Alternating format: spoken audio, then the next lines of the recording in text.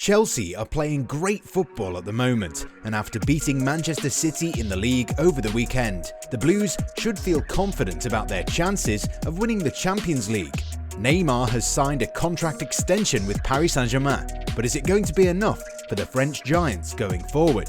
Edinson Cavani has signed a contract extension at Manchester United, and the club should now move swiftly to make full use of the striker's extended presence at Old Trafford. Is Ronald Koeman staring at the proverbial axe? We've got tons of stuff to cover. Every day we bring you something new. So if you're new to this channel, make sure to subscribe and turn on the notifications so that you won't miss out on all the work that we publish here. Barcelona in talks for star duo. Now everyone knows that Barcelona are no longer the financial giants that they once were. After years of bad business in the transfer market, the club's net debt is reaching record levels. This summer, the Catalan giants need to sign the right players, but they can't fork out crazy sums to do that. This is why you might see Barca going for bargain signings, while also trimming down their ever-bloated wage bill. According to well-respected transfer market expert Fabrizio Romano, the club is currently in talks with the representatives of Sergio Aguero and Memphis Depay. Both men are set to become free agents in the summer, and Barcelona are eager to make full use of these circumstances. Aguero might be eager to play alongside Lionel Messi, and Depay was on the verge of moving to Camp Nou last summer. Ronald Koeman is eager to work with his fellow countrymen, but the Dutch tactician's current position at the club isn't clear. Koeman claims that he has the backing of the president Joan Laporta, but ESPN suggests that the Dutchman's future beyond the end of this season is far from secure. According to ESPN, several directors feel Koeman's style of play doesn't fit with the club's long-term goals and would dispense of him even if Barca end the season winning a domestic double. And if the Blaugrana decide to wield the axe, chances are that the club might not even move for Depay, who's done really well with Olympique Lyonnais in the last few years. Newcastle outline transfer ambition. Newcastle United are almost certain to play in the Premier League next season. They've had a very testing 2020-21 campaign under Steve Bruce, but have done enough to live to fight another day. They've hit their form at the right time, and a lot of that is down to Joe Willock's fine form, who's scored 5 goals in the last 11 games during a productive loan spell in Tyneside. And Steve Bruce says that he would like to make a permanent move for the Arsenal-owned player. He's 21, a midfield player, and he's got 5 goals since the turn of the year, so of course we want him, but we have to respect that he's Arsenal's player. I'm sure Arsenal will have big discussions this summer, but if there's a possibility that we can bring him back, we'd love to do it. One player who they might struggle to hold on to will be Alain Saint-Maximin, whose commanding displays have attracted loads of attention from outside. However, Bruce has said that the club is not even going to consider any approaches this summer. Arsenal themselves still haven't decided what to do about Matteo Guendouzi. The talented yet controversial midfielder is currently on loan at Hertha Berlin, but might not have a future at the Emirates. However, Olympique de Marseille are reportedly eager to sign the youngster, who's likely going to add a fresh dynamic to the midfield. But we have to see if the player would want to move to the Stade Velodrome, given the fact that he spent his formative years with Marseille's bitter rivals PSG. Dembele stalling on contract extension. Ousmane Dembele hasn't yet said yes to Barcelona's offer of a contract extension, according to RMC Sport. La Blaugrana want the Frenchman to commit to fresh terms at the Camp Nou beyond 2022, but might be forced to cash in on the winger this summer if he continues to stall on a renewal. Dembele appeared in 41 games across all competitions for Barca so far this term, scoring 10 goals. New manager at Aston Villa?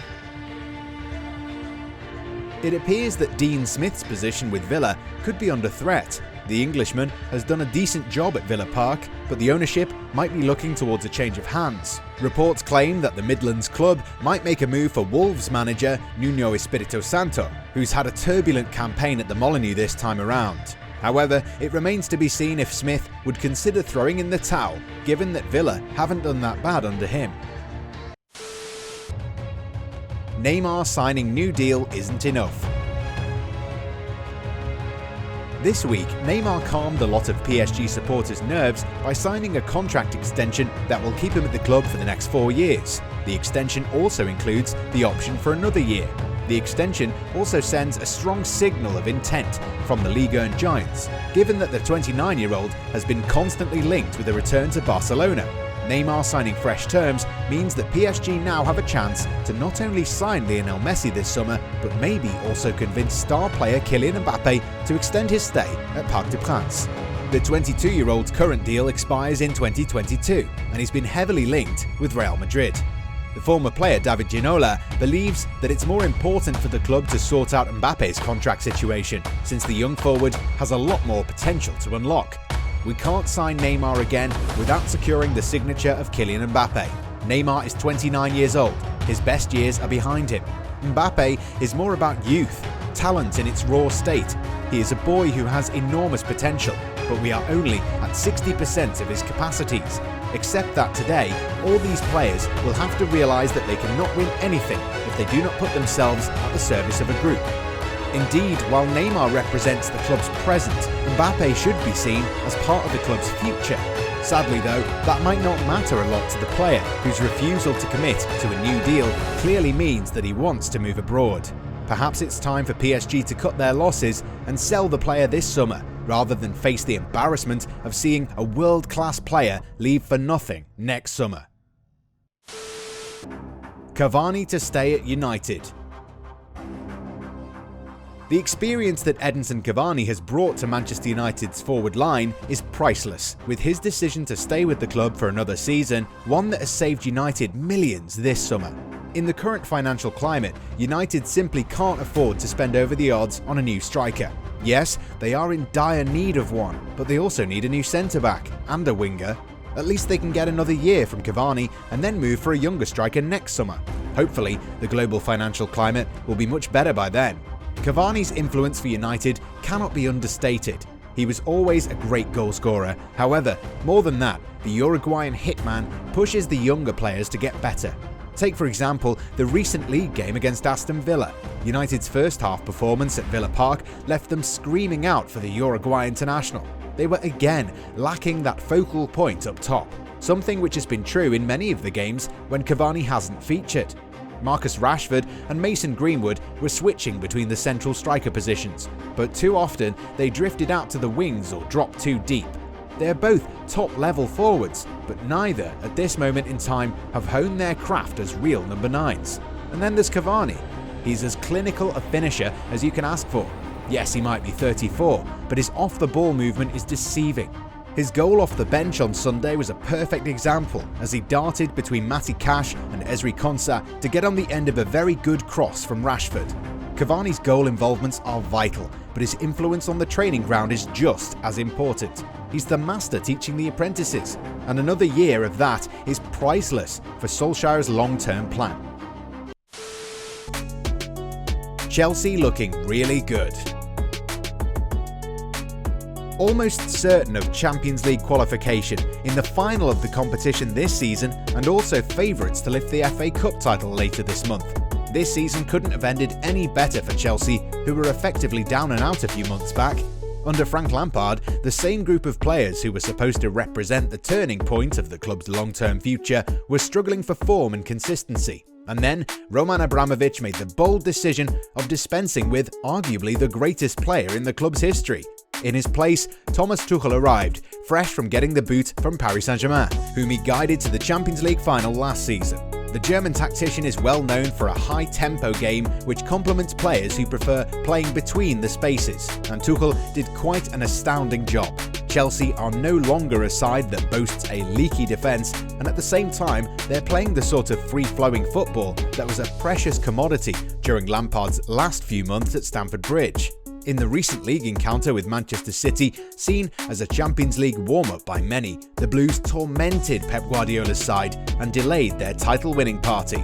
The Blues also ended City's quadruple dreams last month, beating them in an FA Cup semi-final, and the attention is now turning towards whether Tuchel can secure a third straight win over Pep Guardiola when they meet in the Champions League final. It was a massive result for Chelsea. They're just rolling along at the moment. to come from behind against Man City as well. That will be huge for their belief and confidence in the weeks ahead. Guardiola didn't field his best 11 for that game, but the likes of Raheem Sterling and company are no slouches either. At the same time, Tuchel showed great tactical acumen by continuously exploiting City's high defensive line. Not many people are able to carve open this City defence, but then again, Chelsea aren't just any other side. In Tuchel, they boast a manager who knows how to get the best out of his players. His teams are always very disciplined, and it will be rare to see them defending in an awkward shape. When going forward, they have the energy and drive of N'Golo Kante, who is perhaps operating with multiple sets of lungs at the moment. The Frenchman has started linking up well with the likes of Timo Werner, who's also finding his feet after a slow start in England. The game against City was a great example of how prepared Chelsea are when it comes to taking on the best sides in the planet. City might still be most people's heavy favourites to finally win the Champions League trophy. Tuchel wouldn't mind that. He'd be more than happy to head into the game as the underdog. But considering this Chelsea side, an afterthought would be a massive mistake.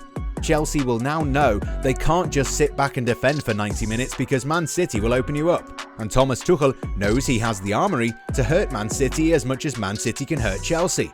2 wins over Guardiola are a massive boost for the German, who never seems to be short on confidence anyway. Chelsea might not score a hatful of goals, but they don't let in that many either, and this is exactly the sort of trait that could see them win only their second ever Champions League title. What do you think about Chelsea's improvement under Tuchel? Is he going to guide this team to another successful era? Let us know your thoughts in the comments and make sure to subscribe.